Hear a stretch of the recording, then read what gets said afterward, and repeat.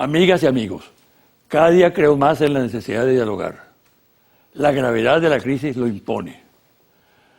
Pero, ¿en qué consiste esa decisión de dialogar? No lo digo porque tema a que el gobierno bolivariano pueda ser derrocado. Ni la insurrección popular ni el golpe militar de que tanto hablan dirigentes irresponsables tiene futuro en este país. Abogo por el diálogo, no por temor a la ruptura del orden constitucional. Este es demasiado sólido. Ha arraigado en lo profundo de la nación con una fuerza insospechada. Considero que en América Latina no hay otro pueblo que haya interiorizado con más vigor y pasión la Constitución que el pueblo venezolano. Una de las razones de esta actitud es que ningún otro luchó tanto, ningún otro pueblo, por vivir en el marco del Estado de Derecho y porque la Constitución vigente, la del 99, la bolivariana, es producto de un dilatado debate, de una participación popular sin precedentes. La constitucionalidad en Venezuela está instalada en el seno del pueblo con vigor fuera de serie y con carácter irrebatible. Al extremo, por ejemplo, que la oposición que la rechazó al comienzo del proceso constituyente y votó contra ella, terminó por aceptarla plenamente y por reconocer sus bondades, calidad democrática, social e institucional. Por consiguiente, el planteamiento del diálogo no es un capricho, no es un empeño de determinados sectores para disuadir a los golpistas y desestabilizadores, ni algo que forma parte de un plan siniestro para desestabilizar a la oposición. El diálogo, por el contrario, es juego limpio, es un mandato de la racionalidad política, es acatar un sentimiento colectivo que se expresa en todas las encuestas con porcentajes aplastantes, abrumadores. Habría que preguntar por qué la oposición, o mejor dicho, la cúpula, se opone al diálogo. Hasta ahora sabotea todos los intentos que se han hecho por materializarlo. ¿Por qué instituciones, por ejemplo, como la Iglesia Católica, a nivel de su jerarquía, apela a los más insólitos recursos para descalificar el diálogo hasta llegar al extremo de diferir de la firme actitud que el Vaticano y el Papa Francisco mantienen en relación con el tema? ¿Qué se oculta detrás de esa actitud? Muchos simplifican la respuesta y la atribuyen al hecho de que la aceptación del diálogo acabaría con la posibilidad de derrocar el gobierno constitucional. Semejante conjetura revelaría la infinita torpeza de un liderazgo opositor que en el dilema violencia-paz opta irresponsablemente por la violencia. Ante la amenaza que sin duda se abate sobre el país, se torna más urgente el diálogo. Deponer con sentido patriótico las actitudes contrarias a esta opción. Dialogar significa unir, restañar heridas, dar vuelta a la página de la polarización salvaje. Y es la única herramienta que permite avanzar para salir de la actual crisis. Pausa y al regresar converso con el ministro para la Comunicación e Información y presidente del Canal 8, Ernesto Villegas.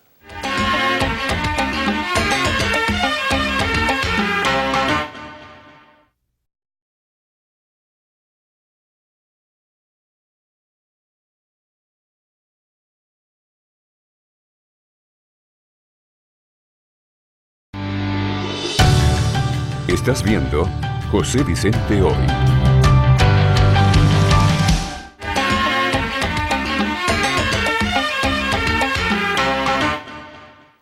Mi invitado de hoy es un hombre que pertenece a una familia de luchadores sociales y políticos.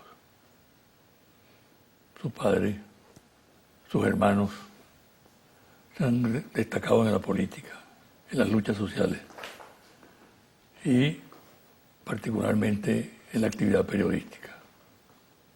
Son una saga de periodistas singulares. Se trata de Ernesto Villegas, que te he invitado para hoy. Bienvenido, Ernesto. Gracias, José Vicente. Un honor estar aquí. Gracias. Mira, Ernesto, ¿se puede ser objetivo en el marco de la polarización? Depende. Fíjate, te lo pregunto porque tú está perfectamente definido políticamente, ¿no? Pero en las cosas que tú escribes o cuando entrevistas, tienes una posición muy objetiva y ecuánime. Un libro tuyo que ha tenido un gran éxito, Abril, Golpe Adentro, sobre el golpe del 11 de abril. Es un libro que va al fondo de la cuestión, pero lo hace con una gran objetividad. Cosa verdaderamente importante cuando se quiere practicar el periodismo como una pedagogía, como una enseñanza. Tienes la palabra, pues. Gracias, José Vicente. Claro, depende de lo que se entienda por objetividad. Es un viejo debate en las escuelas de comunicación social, en las academias. Yo prefiero utilizar una palabra que es más corta, ¿no? Que es el rigor. Y lo digo por piezas periodísticas, investigaciones, artículos, incluso documentales, materiales audiovisuales, que sin uno compartir su óptica ideológica, puede perfectamente identificar si tienen o no tienen rigor. Y yo hago una apuesta por eso, por el rigor, porque hagamos un esfuerzo todos, los que tenemos responsabilidades en la formación de los hombres y mujeres del mañana, que la tienen los maestros en la escuela, pero también lo tenemos los padres en la casa, y los tenemos los comunicadores, y los tienen los cineastas, y los tienen los científicos sociales, por recuperar el rigor respecto de la lectura que hacemos de la realidad y de la historia que estamos construyendo. ¿Es posible lograrlo en este marco polarizado? Yo creo que sí. Yo creo que todos podemos hacer un esfuerzo más del que hacemos por el rigor. Pero no se nota que muchos lo hagan. Bueno, pudiera ser injusto, ¿no? Pero quizás esa percepción tiene que ver con el auge de ese fenómeno de las llamadas redes sociales que lamentablemente han traído cosas muy positivas aparejadas de otras muy negativas. Por ejemplo, la desinformación que cunde en ese mundo de la irresponsabilidad que son esas llamadas redes, hacen que haya ciudadanos que se sientan, digamos, aparentemente informados sobre un hecho, que incluso apasionadamente defiendan un determinado punto de vista y resulta que no tenga la más mínima base. Porque en ese campo de las llamadas redes sociales, de la comunicación digital, pues se ha erigido como un factor de mayor importancia la viralidad por encima de la veracidad. Es importante un contenido que sea muy compartido, que tenga muchos me gusta o que sea muy retuiteado, aunque no sea cierto, y pierde valor un contenido que puede ser muy veraz, pero que no sea viral, que no haya sido compartido por muchas personas, que no haya sido retuiteado muchas veces. Y entonces vemos una inversión de valores. Algo que sea muy difundido tiene valor aunque no sea cierto. Y algo que no es cierto, que es cierto, pero no es compartido, pues pierde importancia. Esa es una inversión de valores que tenemos que enfrentar para darle rigor a lo que hacemos, a lo que construimos. Ernesto, ¿cómo asumir qué actitud hay que tener, por ejemplo, ante el tema precisamente de las redes? Bueno, prevención, ¿no? Una aproximación cauta, con cautela, pero sin la demonización tampoco del fenómeno. No podemos nosotros hacer como aquellos viejos obreros en la Revolución Industrial que creían que los enemigos eran los aparatos o las máquinas, ¿no? La automatización. No es así. Nosotros tenemos que comprender el funcionamiento de esas nuevas técnicas, esas nuevas tecnologías de la información y dominarlas no como lo hace el enemigo, sino mejor que él. Con esto quiero decir que ese desarrollo tecnológico impone desafíos de formación para quien pretenda hacer política, hacer comunicación en este tiempo nuevo que se nos abre, y una ambición de quienes propugnamos la igualdad es que se democratice el acceso al conocimiento y que nosotros podamos tener en la persona más humilde las mismas capacidades de manejo de esas tecnologías que las que tenga alguien que no tenga esas características, alguien de mayor poder adquisitivo, por ejemplo, y que también podamos incluso saldar la brecha generacional, porque quienes nacen en esta época nacen ya con posibilidades, con condiciones superiores a las que tenemos quienes no nacimos en esta época para el manejo fluido de esas herramientas. De modo que también tenemos que darle una atención a la señora, al señor adulto, al adulto contemporáneo, al joven no tan joven, para que domine también esas técnicas de una manera que lo preserve a él de las falsedades que muchas veces se posicionan y también le den posibilidades de comunicarse mucho más Y en el campo expeditamente. en el campo de lo comunicacional convencional, vamos a decir, el medio escrito, la radio, la televisión. Bueno, tienen en la tecnología un desafío, ¿no? Cómo sobrevive, llamémoslo así, esas plataformas ante el auge de las nuevas, y los contenidos tienen el mismo, digamos, rigor, deben tener el mismo rigor que nosotros estamos pidiendo para el campo de la llamada comunicación digital. O sea, esa palabra rigor es muy importante, José Vicente, porque digamos que elude la discusión sobre el tema de la objetividad y la subjetividad. Podemos tener subjetividades, pero si tenemos rigor en lo que comunicamos, oye, haremos un ejercicio verdaderamente consciente y responsable del derecho a la información y le respetaremos al ciudadano su derecho a la información de manera rigurosa. Para un hombre como tú, que tiene esa actitud ecuánime, que todo el mundo te reconoce, aun cuando sabe perfectamente la gente que tú estás ubicado políticamente. Yo tengo mi corazoncito, como lo tienes tú y lo tiene todo el mundo. ¿Sí? ¿Cómo actuar desde un cargo público como el que tienes? Ministro de Información, presidente, director del Canal 8 del Estado. ¿No es incómoda la situación?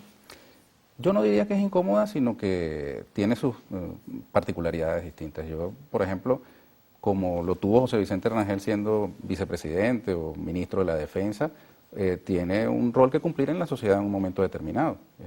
Mientras yo ejerzo funciones públicas, no estoy pendiente de darle un tubazo a mis hermanos que son periodistas, por ejemplo, o de ser el primero en dar una noticia, ¿no? Eso corresponde a quienes ejercen el periodismo en ese momento. Ahora, sí creo que permite acercar las posiciones que a veces parecen antagónicas entre los que de alguna manera están sobre la tarima, sobre el escenario como actores políticos, y los que a veces se suben a la tarima o no están en la tarima desde el campo de la comunicación. Yo trato de hacer un esfuerzo y espero tener resultados en acercar un poco a esos factores intervinientes, es decir, a los actores políticos y a los actores de la comunicación, tratando de que en ambos espacios se comprenda un poco mejor el rol que le corresponde al otro. Yo he estado en ambas responsabilidades, en la responsabilidad de comunicar lo que otros hacen y en la responsabilidad de hacer cosas que otros comunican. Y eso está a la orden, en mi caso, de la Revolución Bolivariana, del presidente Nicolás Maduro Moros, que me designó en estas responsabilidades, y está a la orden además de mis colegas periodistas, de mis compañeros de trabajo de la televisión, la radio, la prensa escrita o los medios digitales. Hemos tenido en el Ministerio de Comunicación e Información reunión, por ejemplo, con los corresponsales extranjeros.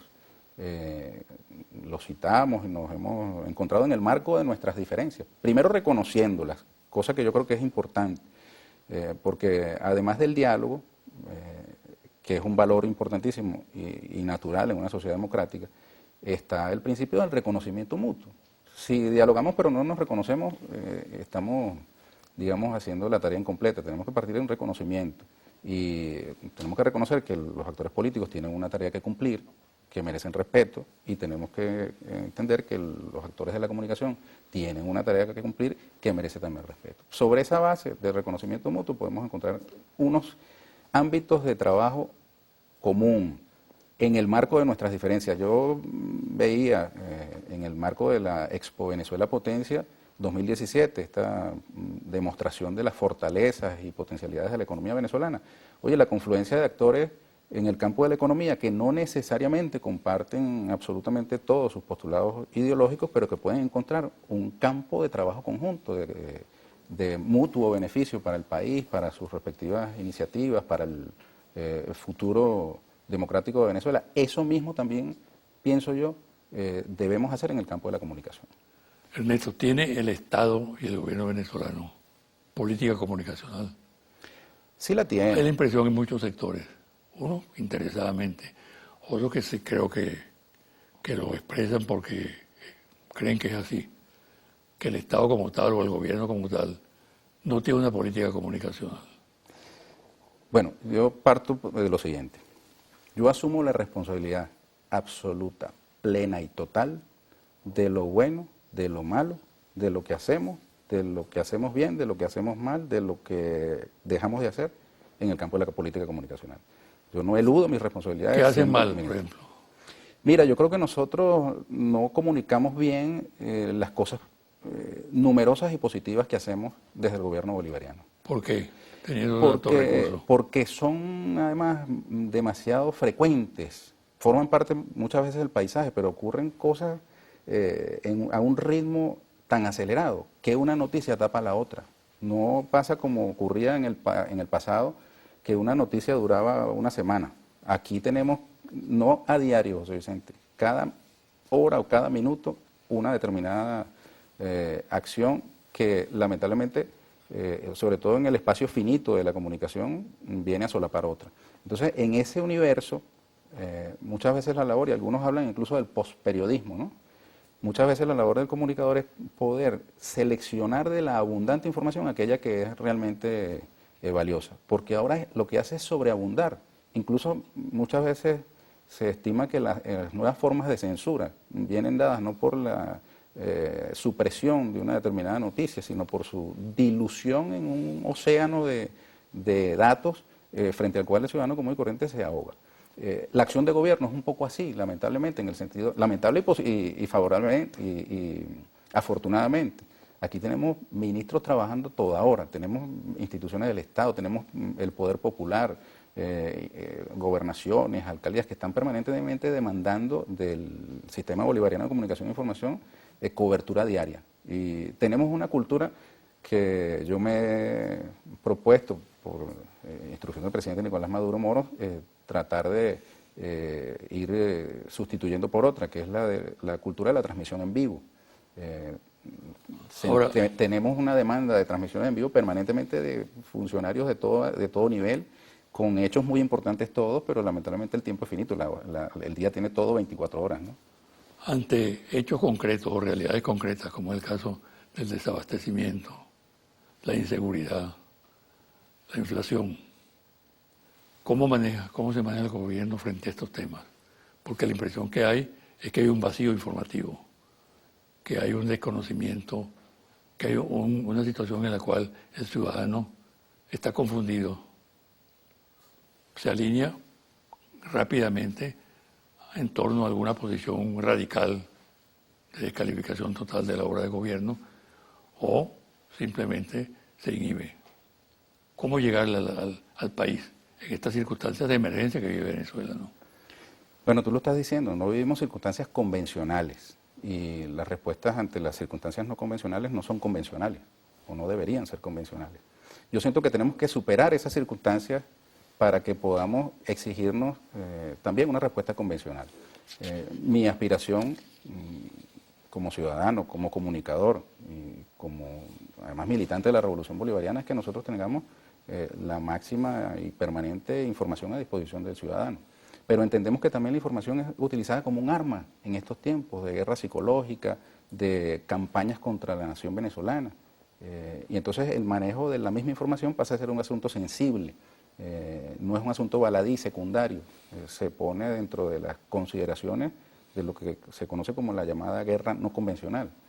Entonces, para nosotros es un desafío atender el derecho a la información de los ciudadanos, que además es un derecho constitucional consagrado en nuestra Constitución, y que ese ejercicio de ese derecho no, digamos, sea el pretexto para llevar adelante campañas de desestabilización, por ejemplo, de la democracia venezolana, de nuestra misma Constitución.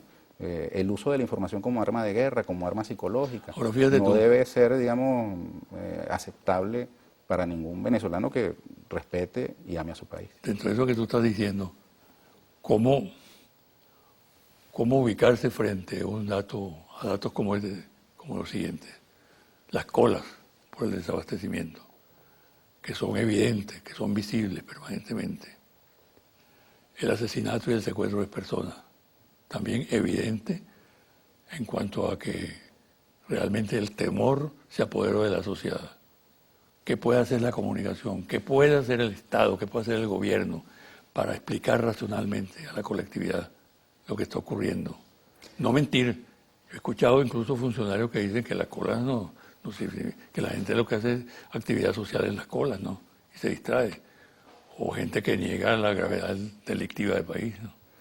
Mira, un error que cometieron los dueños de los medios en Venezuela y que han cometido en otros países también, que es un fenómeno global, es creer que desde el medio de comunicación se puede torcer la realidad o sustituir la realidad por una realidad mediática. Ese ejemplo está ahí presente. De hecho, en Venezolana de Televisión desarrollamos unas piezas llamadas Contacto con la Realidad, que eran suficientemente esclarecedoras frente a las matrices de opinión de aquel tiempo. Y esa ansia por controlar la realidad desde los medios no debe llevarnos a nosotros a creer que son, digamos, acciones comunicacionales las que van a bastar o ser suficientes para incidir en la transformación de la realidad. No. Yo siento que más bien desde la comunicación, en lugar de, digamos, construir realidades ficticias, lo que tenemos que acompañar es a esa parte de la realidad que los enemigos de la revolución bolivariana y de Venezuela toda no incluyen en su mirada. Me explico. Por ejemplo, el tema de los CLAP. Nosotros tenemos que acompañar ese fenómeno. Que son insuficientes, que todavía no tienen la periodicidad necesaria, que todavía hay familias que viven en un sitio donde no está organizado. Caben todas las críticas a un mecanismo naciente, pero detrás de esas críticas hay gente de carne y hueso que tiene unas historias humanas de organización, de empoderamiento, que nosotros no podemos dejar fuera del abanico de datos que recibe el ciudadano. Hay historias, José Vicente, hermosísimas, de entrega, de desprendimiento, además de toma de conciencia, en algo muy importante, decía el presidente Nicolás Maduro en la inauguración de la Expo Venezuela Potencia, que es la construcción del modelo venezolano postpetrolero. Ya es un hecho testarudo que el petróleo ha caído a niveles insuficientes para sostener el modelo económico venezolano de siglos, desde el surgimiento del petróleo. Y en ese modelo postpetrolero, la organización popular y comunitaria tiene un papel que cumplir. La producción. Mira, nosotros solemos escuchar a voceros, incluso del sector público, pero muchos del sector privado, que dicen el gran desafío de Venezuela es producir. Y yo estoy de acuerdo, es producir, pero debemos incorporar también la palabra distribuir, porque muchas veces pasa que en una determinada industria que pasa a manos, por ejemplo, de los trabajadores, se produce un determinado producto, pero la cadena de distribución, desde que ese producto sale de la fábrica hasta el ciudadano, está en manos todavía de los factores de la especulación. Y esa realidad de las roscas tradicionales hace que el producto entonces aparezca por la red de bachaqueo y no le llegue al ciudadano. Nosotros tenemos el desafío de producir, ciertamente, pero también de distribuir. Y ahí está una experiencia a través de los CLAP, que nosotros tenemos que mirar con mucha admiración, que todavía debe perfeccionarse. Pero es un mecanismo alterno a la fatalidad de la especulación capitalista en el campo de la producción, y es un desafío de nosotros los comunicadores también echar una mirada a lo que ya está pasando. Con un espíritu crítico está bien, pero también con un respeto por esa forma organizativa que viene resolviendo un problema dramático en los últimos meses.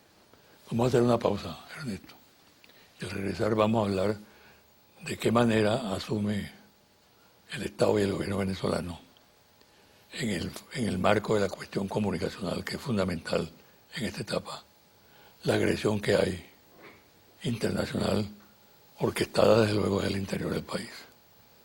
¿Okay? Perfecto.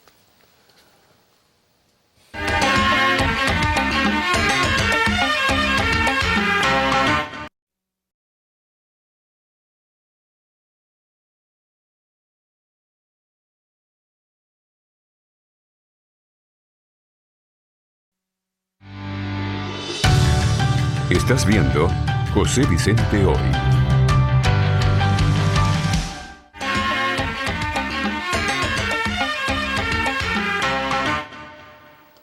Ernesto, Venezuela está siendo objeto en este momento de una ofensiva, una agresión brutal, solo comparable e incluso peor desde el punto de vista comunicacional y el conjunto de fuerzas que integran ese equipo.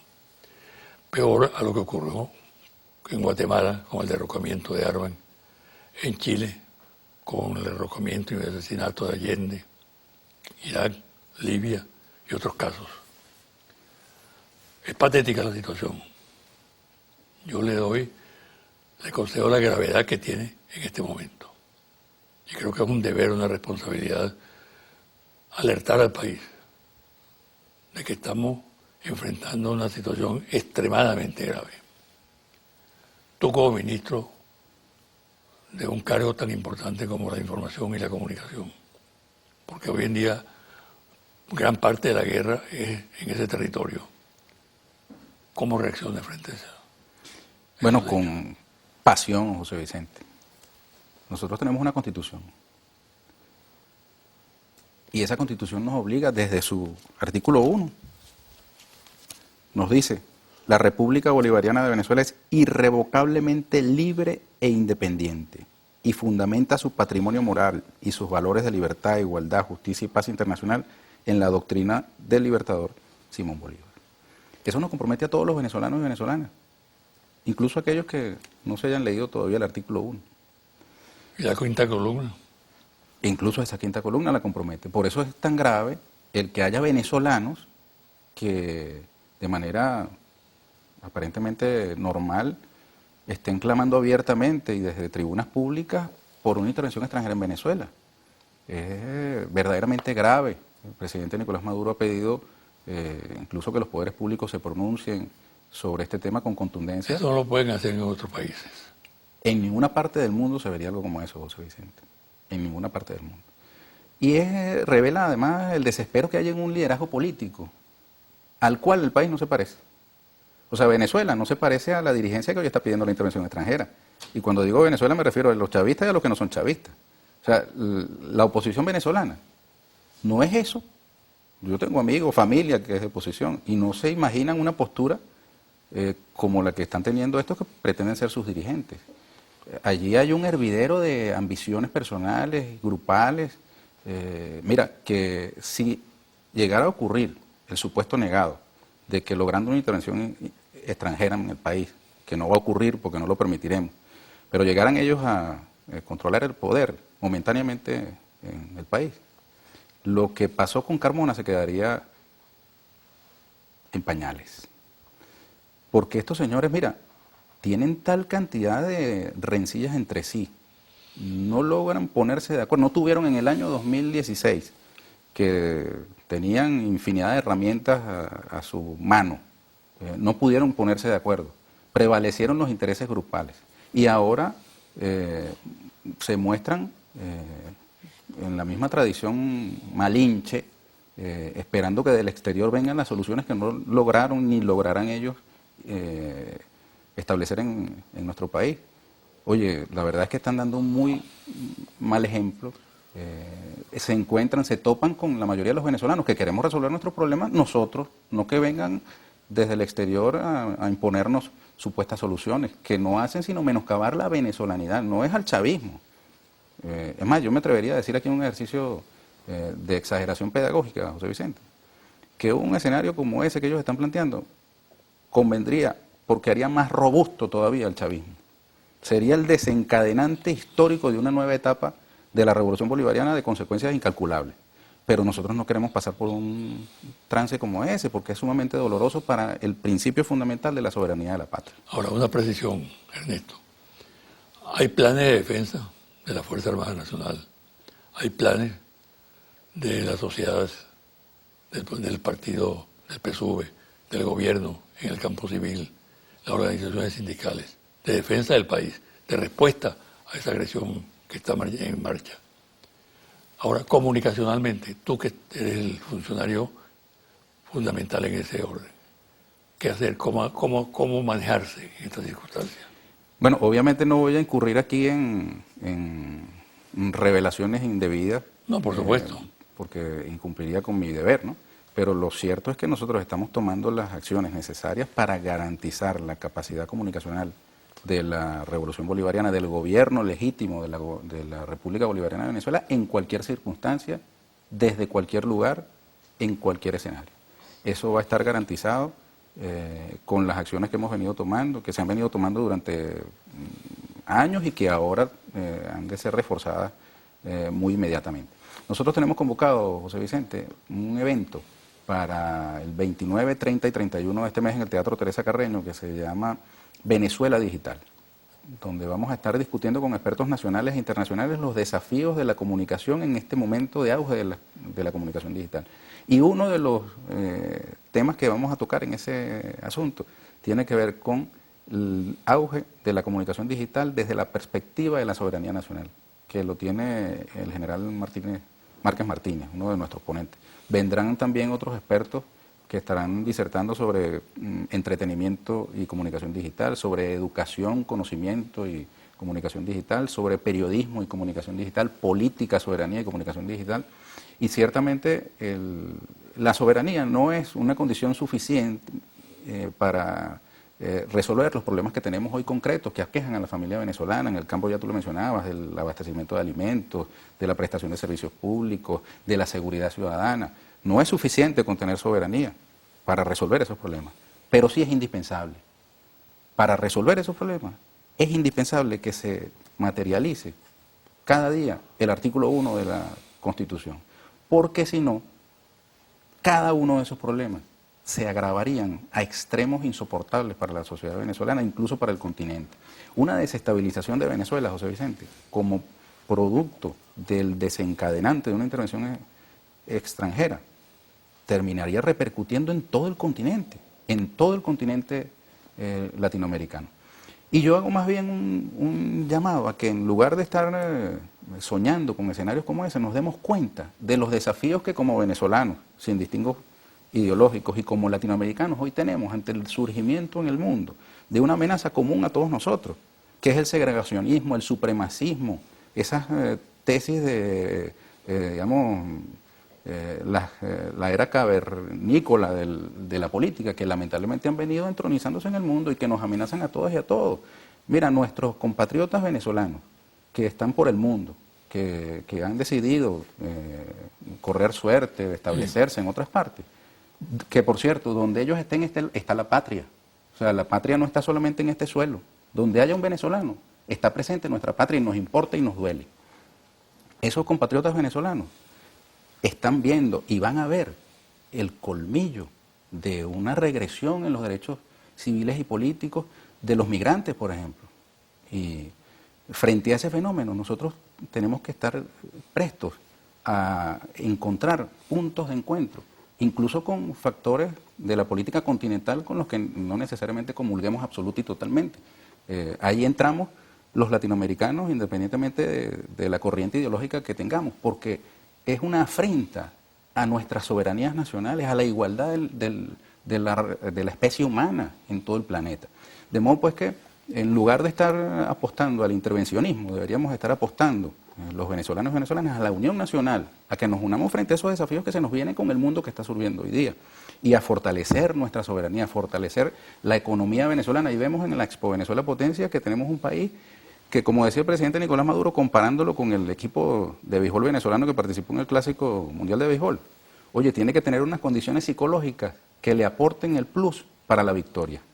Si nosotros tenemos una campaña permanente por la depresión nacional, por el pesimismo, porque todo va a salir mal, porque esto se acabó y que se lo llevó el que lo trajo, bueno, obviamente ni que pase lo que pase, vamos a salir adelante. Pero si nosotros, en medio de estas circunstancias, habiendo superado el año terrible del 2016, teniendo condiciones mejores este año, oye, el plus que nos hace falta para ganar y salir victoriosos es psicológico, es decir, es la disposición de la victoria que tenemos que tener todas y todos. De modo que yo hago un llamado, y me disculpa, José Vicente, que me apasiona en este momento, al optimismo, a la unión nacional, a ponernos con la mente positiva de que echando para adelante juntos podremos superar las dificultades que hoy tenemos, como las hemos superado en circunstancias difíciles en otros tiempos históricos.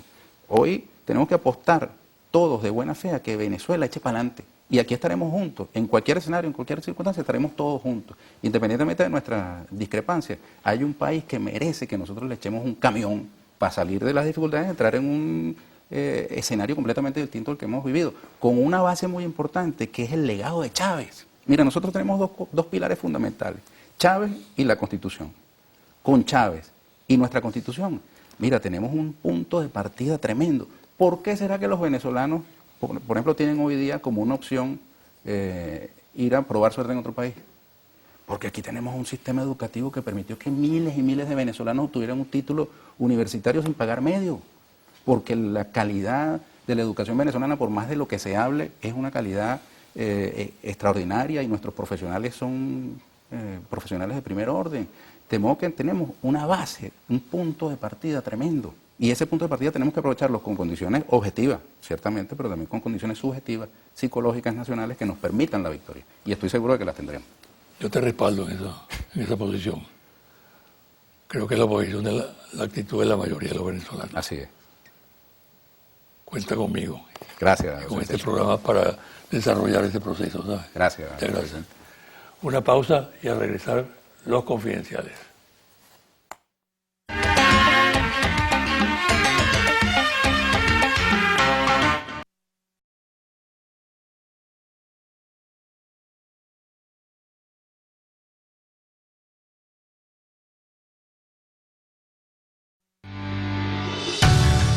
Estás viendo José Vicente Hoy.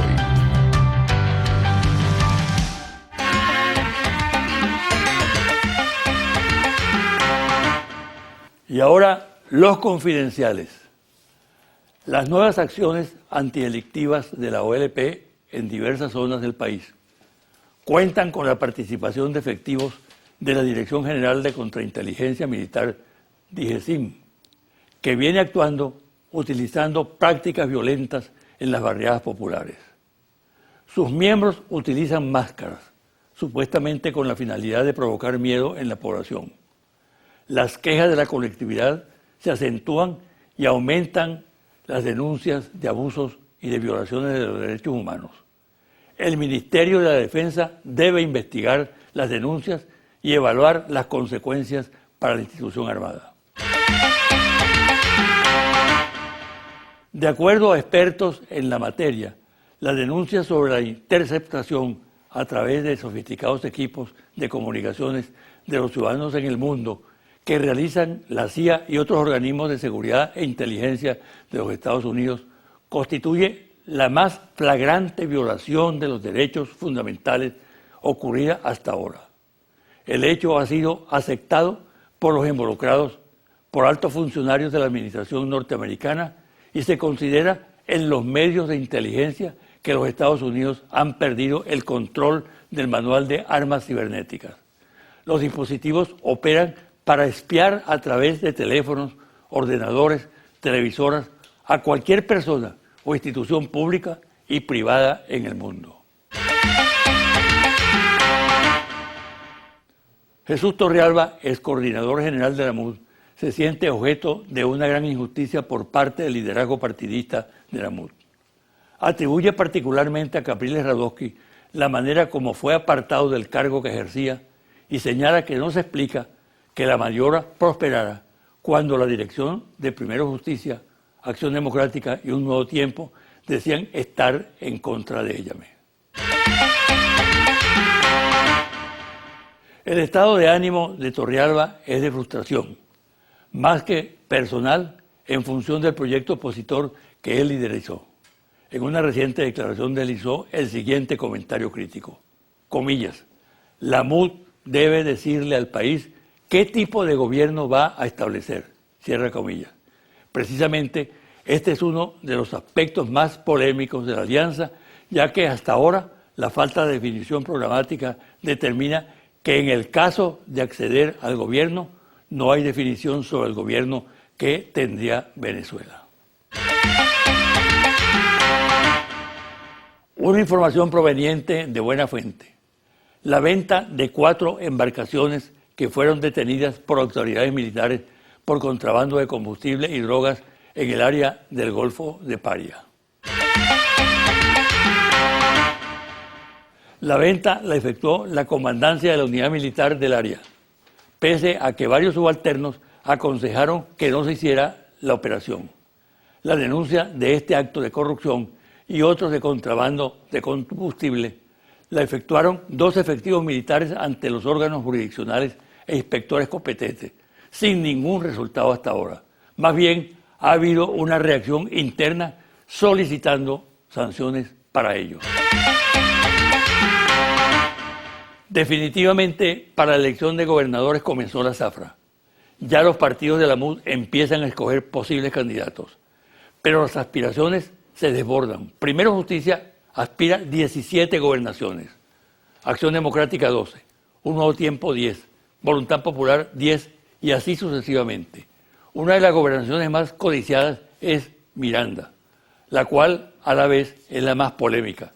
Carlos Ocariz está dispuesto a asumir la candidatura independientemente de que Capriles Radosky la reclame. En la definición influye el distanciamiento de Capriles de Primero Justicia. El proceso de validación de partidos políticos ha generado gran preocupación entre los dirigentes de la MUD. La convocatoria fue muy floja. Algunos partidos no clasificaron, otros llegaron en la raya. Esta situación, señalan los observadores, refleja el desánimo que existe en las bases partidistas y en los simpatizantes en general, lo cual obliga a hacer reajustes urgentes. Confidencial al cierre. Monitor País, Interlaces, Confidencial Reporte Ejecutivo. Ficha técnica. 1.580 entrevistas directas en hogares en todo el país. Del 2 al 15 de marzo 2017. Resultados. ¿Qué opinan los venezolanos sobre las acusaciones contra Tarek El Aissami? El gobierno de Estados Unidos colocó al vicepresidente de Venezuela, Tarek El Aissami, en su lista de personas relacionadas con el tráfico de drogas. ¿Usted cree que esta acusación es cierta o es falsa? Falsa, 66%. Cierta, 24%. No sabe, no responde, 10%. ¿Sabe usted si el gobierno norteamericano presentó o no presentó pruebas para sustentar esta acusación contra el vicepresidente venezolano? No presentó pruebas, 69%. Sí presentó pruebas, 18%. No sabe, no contesta, 13%. ¿Cree usted que es cierto o falso que esta acusación del gobierno de los Estados Unidos forma parte de una conspiración contra el presidente Maduro, como afirma el gobierno nacional? Cierta, 59%. Falsa, 34%. No sabe, no contesta, 7%. ¿Sabía usted que Tarek El Aissami, como ministro del Interior y Justicia, capturó 102 narcotraficantes, de los cuales 21 fueron entregados a la justicia norteamericana y 30 a Colombia? ¿Sí o no? Sí sabe, 51%. No sabe, 45%. No sabe, no contesta, 4%. Hasta aquí el programa de hoy. Me despido hasta el próximo domingo a las 9 de la mañana por su canal Televen.